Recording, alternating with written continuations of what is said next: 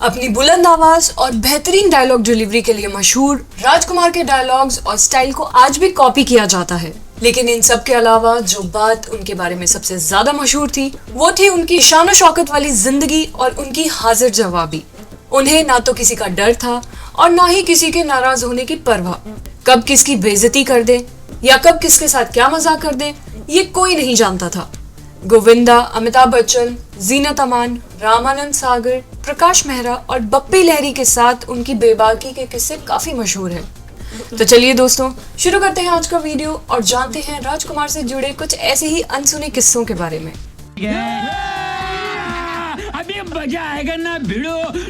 जब उन्होंने गोविंदा की शर्ट को बना लिया था रुमाल, राजकुमार और गोविंदा ने साल 1989 में रिलीज हुई फिल्म जंगबाज में साथ काम किया था। एक दिन फिल्म की शूटिंग के दौरान राजकुमार ने गोविंदा से कहा, यार तुम्हारी शर्ट बहुत अच्छी है। यह सुनकर गोविंदा बहुत खुश हुए और उन्होंने राजकुमार से कहा कि सर, अगर आपको यह शर्ट पसंद है तो इसे आप रख लीजिए। राजकुमार ने वह शर्ट अपने पास रख ली।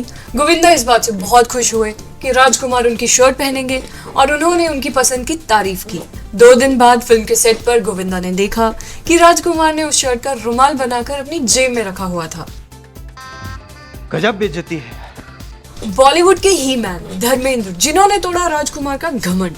धर्मेंद्र जब बॉलीवुड में नए थे तब उन्हें फिल्म काजल में मीना कुमारी और राजकुमार के साथ काम करने का मौका मिला।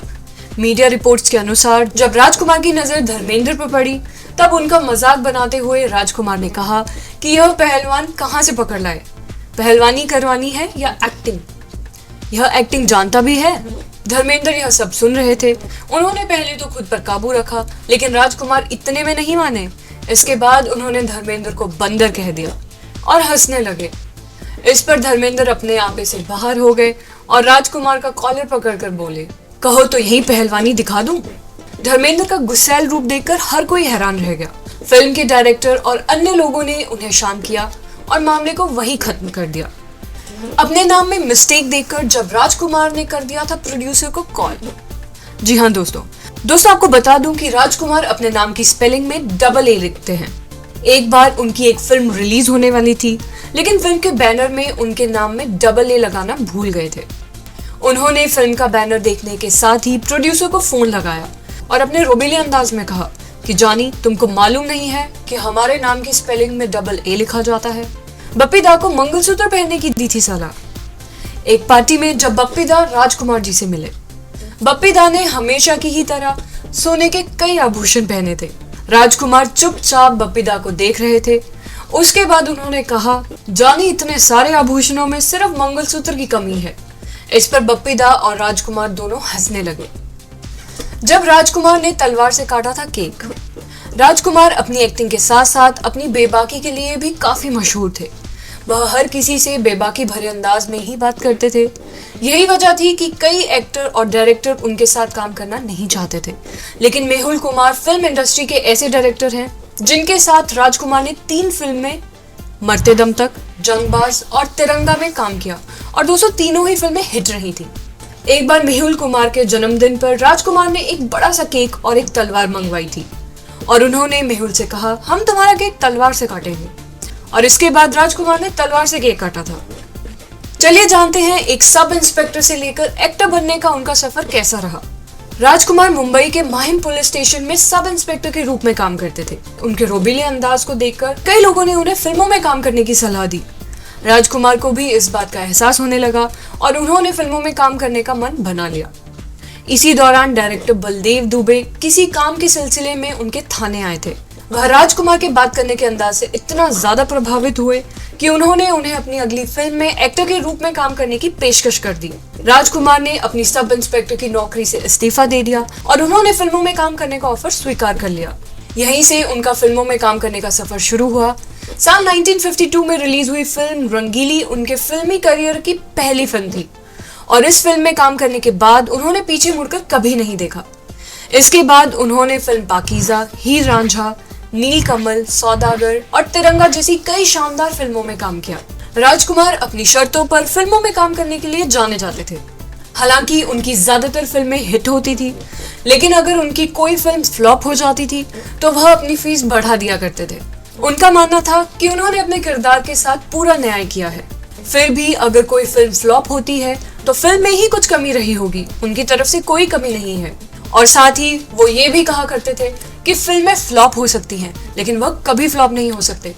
और यही कारण था कि फिल्में फ्लॉप होने पर वह अपनी फीस बढ़ा दिया करते थे। चलिए जानते हैं राजकुमार की लव लाइफ के बारे में। दोस्तों आपको बता दूं कि एक समय था जब राजकुमार का दिल हेमा मालिनी पर भी आया था। राजकुमार अपनी पर्सनल लाइफ को हमेशा सीक्रेट रखते थे। किसी अभिनेत्री के साथ अफेयर से उनका दूर दूर तक कोई नाता नहीं था।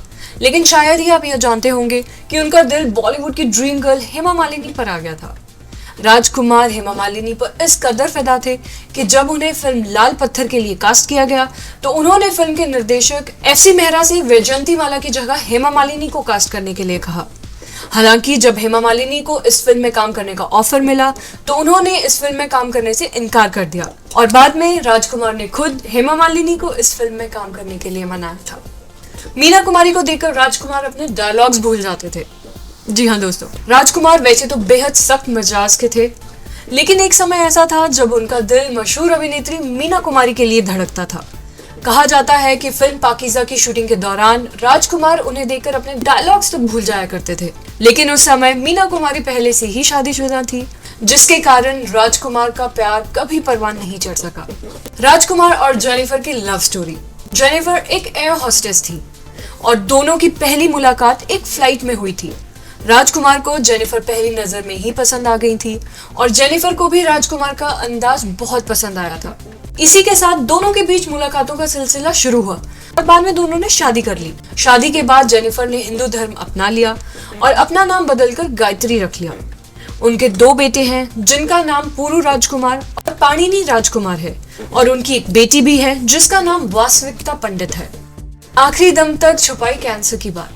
अपनी लाजवाब एक्टिंग से लाखों दिलों पर राज करने वाले राजकुमार 3 जुलाई 1996 को महज 69 इयर्स की एज में इस दुनिया को अलविदा कह गए, जिन्होंने ना सिर्फ अपनी निजी जिंदगी को लोगों से छिपा कर रखा बल्कि अपने गले के कैंसर की बात भी उन्होंने अपने फैंस और मीडिया से छिपा कर रखी। इसके अलावा उन्होंने अपने परिवार के सामने शर्त रखी थी कि उनकी मौत की खबर उनके अंतिम संस्कार के बाद ही सामने आनी चाहिए। तो दोस्तों, अगर आपको राजकुमार पर बनी यह वीडियो पसंद आई हो तो वीडियो को लाइक, शेयर और चैनल को सब्सक्राइब जरूर कर लें।